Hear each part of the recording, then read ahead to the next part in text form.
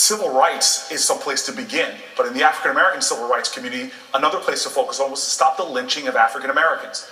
We do not talk enough about trans Americans, especially African American trans Americans, and the incredibly high rates of murder right now. We don't talk enough about how many children, about 30% of LGBTQ kids, who do not go to school because of fear. It's not enough just to be on the Equality Act. I'm an original co-sponsor. We need to have a president that will fight to protect LGBTQ Americans every single day from violence. Thank you, Senator Booker.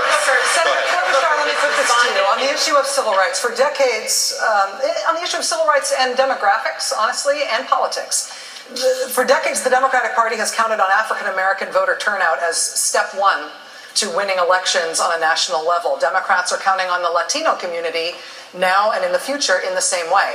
What have you done for Black and Latino voters that should enthuse them about going to the polls for you if you're your party's nominee?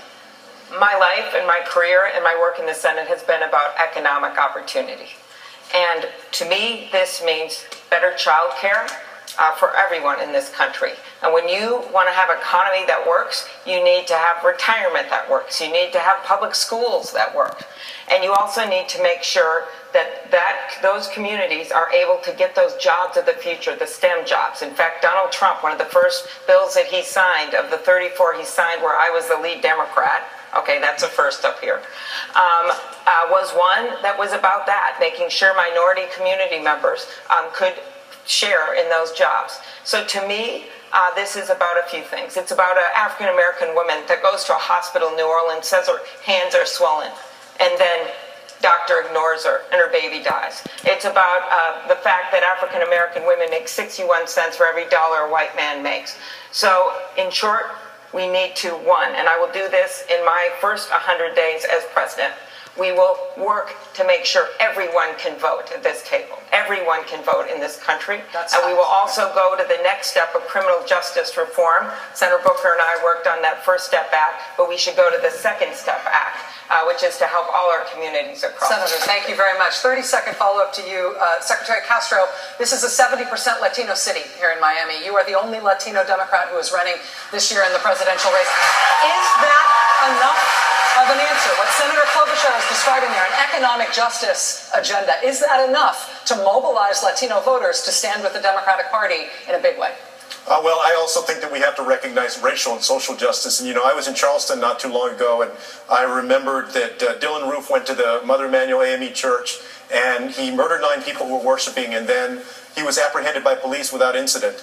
Well, but what about Eric Garner and Tamir Rice and Laquan McDonald and Sandra Bland and Pamela Turner and Antonio Arce?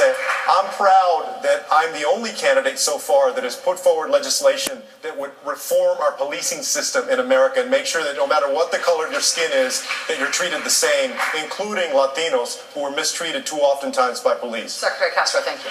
Let me go over to Lester Holt, who's got a question, I believe, a viewer question. I'm over here, Chuck. Thanks. We ask voters from across the country to submit their questions to the candidates. Let me read one now. This comes from John in New York, who submitted this question. He asks, does the United States have a responsibility to protect in the case of genocide or crimes against humanity? Do we have a responsibility to intervene, to protect people threatened by their governments, even when atrocities do not affect American core interests? I'd like to direct that question to Congressman O'Rourke. John, I appreciate the question. The answer is yes, but that action should always be undertaken with allies and partners and friends.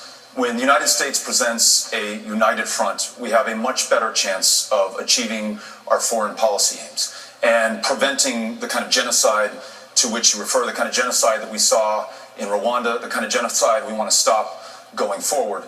But unfortunately, under this administration, President Trump has alienated our allies and our friends and our alliances. He's diminished our standing in the world, and he's made us weaker as a country, less able to confront challenges, whether it's Iran or North Korea or Vladimir Putin in Russia, who attacked and invaded our democracy in 2016, and who President Trump has offered another invitation to do the same.